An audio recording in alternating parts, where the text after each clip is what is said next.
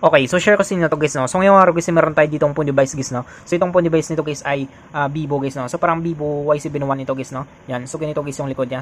So yung ano dito guys, parang meron siya ditong naiwan guys na volts guys, no. Parang bumukol dito guys sa likod niya. Yan. So yung issue nito guys ay no display na siya guys, no. Hindi na rin siya nagcha-charge. So parang patay ito guys itong phone device nito guys. So try natin guys sa schematic natin guys, no, kapag meron siyang reading. Yan. So gagamit tayo dito guys ng schematic natin guys, no. So focus lang natin guys. Yan, so kung makita nyo guys ay 00 ampere yan siya guys, no. So dapat guys magre-reading yan siya guys. Dapat guys ay kakain ito guys ng amperahe guys, no. Yan, so try natin guys i-charge guys. So pa-reading natin sa product schematic natin. Yan. So meron siyang reading guys, no. Yan, 0.2 guys. Yan, so yung issue lang dito guys ay hindi siya nagdi-display guys, no. So no display ito guys. Yan. So kumakain siya. Yan, kung makita nyo guys, no, meron siyang 0.2 ampere at 1.3 watts guys, no. Yan. So ngayon guys, yung gagawin natin guys ay check natin guys yung motherboard nito guys, no, kapag okay siya guys. So dito guys sa charging pin niya guys ay okay naman siya guys, no. Kumakain siya guys ng amperahe guys. Problema lang dito guys ay no display siya guys, no. Yan, so hindi siya umandar ito guys. Yan. So bunutin natin. So yung gagawin natin dito guys ay bubuksan natin ito guys, no. Check natin ito guys yung motherboard nito guys, no, kapag okay pa guys. Pinapacheck lang kasi ito guys yung phone device nito sa atin guys, no. Yan. So ngayon guys, yung gagawin natin dito guys ay tanggalin natin guys yung SIM tray nito guys, no. So sira na rin pala ito guys yung SIM tray niya. So sungkitin na lang natin. So yan siya guys, no. So ito guys yung SIM tray niya. Sunod natin dito guys, para mabuksan natin ito guys, pwede tayo dito gumamit guys ng maninipis natin guys na tools guys, no. Or pwede tayo gumamit guys ng kuko natin guys. So sa akin guys ay prepare ko dito guys ay gumamit ako guys ng kuko dito guys, no. So papakita ko sa inyo guys kung paano natin buksan guys, no, gamit guys yung kuko guys. So simulan natin.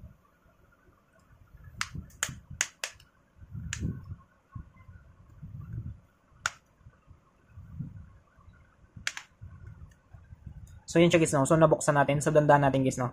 Yan. So ito guys yung loob guys ng Vivo Y701. So kung makita nyo guys, meron siya ditong bolts guys, no. Kaya bumubukol pala siya guys sa likuran niya. Yan.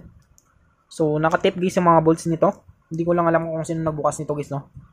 Yan. So bumubukol guys sa likod nito. Ito pala yung bumubukol guys, no.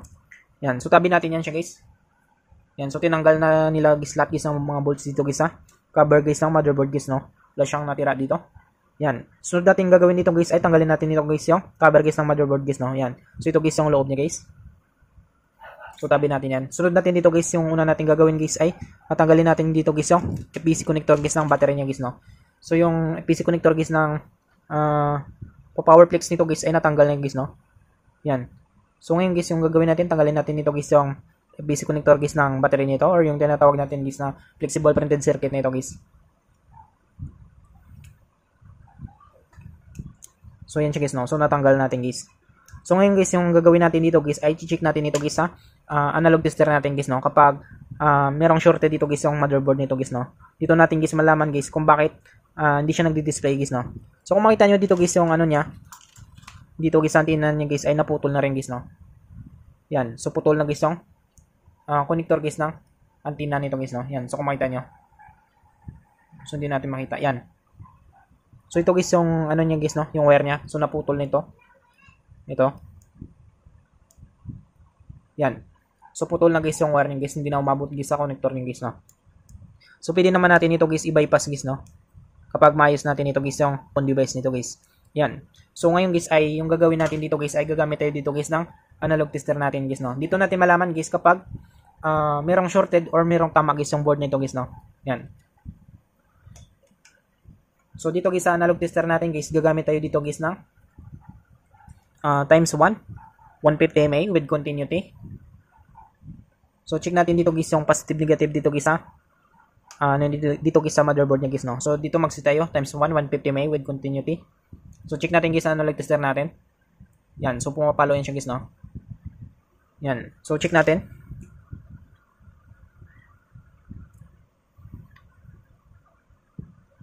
Yan.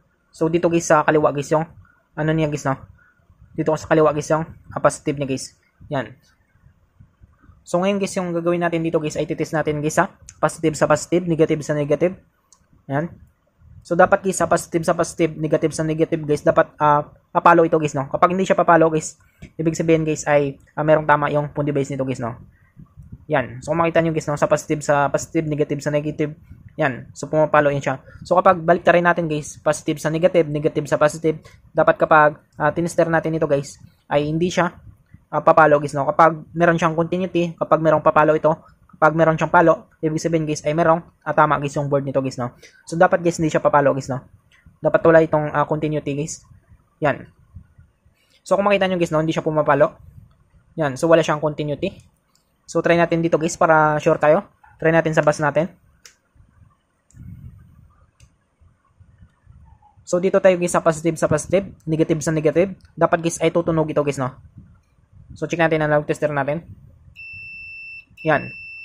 So kung marinig nyo guys no, tunog guys yung analog tester natin. So ngayon guys dito tayo sa positive, negative sa negative. Dapat tayo tutunog ito guys no. Yan. Yan. So kung marinig nyo guys no, tumutunog siya. Yan. So positive sa positive yan siya guys, negative sa negative. So kapag binaliktad natin guys yung positive sa negative, negative sa positive guys, dapat hindi siya tutunog guys no. Kapag tumunog ito guys, ibig sabihin may tama guys yung motherboard nito guys. Yan. So tumunog siya guys pero once lang, ibig sabihin guys yung motherboard nito guys, ibig sabihin guys ay good board dito guys no. So yung problema lang dito guys yung antenna niya guys no, naputol ito. Yan. Tapos charging pin niya okay naman. Goods naman yung charging pin niya. Tapos itong battery niya matigas pa naman guys no. So try natin.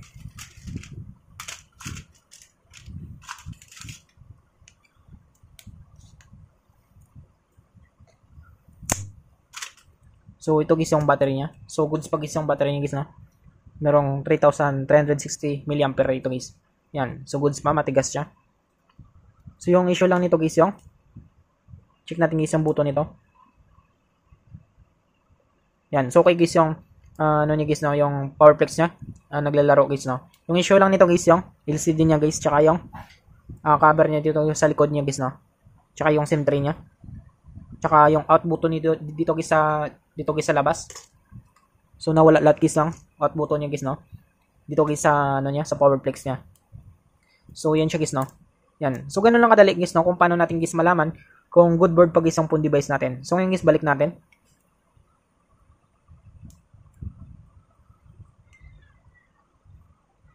Yan. So meron naman siyang reading sa ano natin guys no, sa schematic natin. So try natin ulit. So 00. So dapat ay magre-reading yan siya guys no.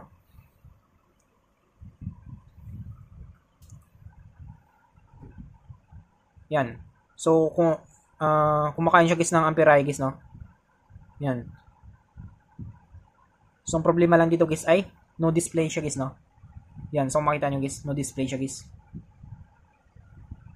So dapat guys mag-ilaw ito guys no. Ang problema lang dito guys ay basag guys yung LCD nito guys no. So pagka basag nito guys ay natamaan guys yung backlight nito guys ng LCD nito, kaya hindi siya umilaw. Yan. So 1.1, so normal ito guys no. Yung mga ganitong charging 1.9, so normal yan siya guys. Yan. So ganun lang kadali guys no. Ang problema lang nito guys yung LCD guys no. Yan.